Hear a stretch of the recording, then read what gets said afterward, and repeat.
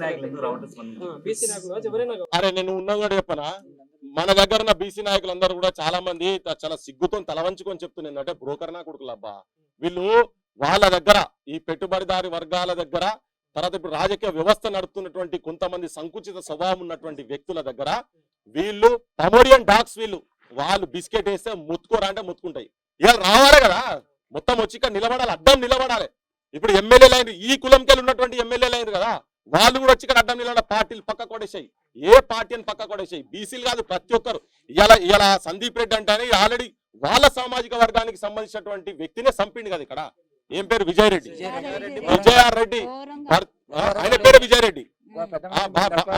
భర్తను ఒక్క నిమిషమే, భర్త పేరు విజయరెడ్డి, సంజయ లాస్ట్ మాజీ సర్పంచ్ కూడా చంపిండు. అంటే వీళ్లకు ఆధిపత్యం చేయాలనుకునేటోళ్లకు ఇవన్నీ ఏముండయి. కానీ వీళ్ళను మోస్తున్నాడు చూసినావా, మోస్తున్న ముఖ్యమంత్రి పచ్చి మోసగాడు ద్రోహి అని క్లియర్ కట్ గా చెప్పాల్సిన పరిస్థితి ఇక్కడ ఉన్నది క్లియర్ గా.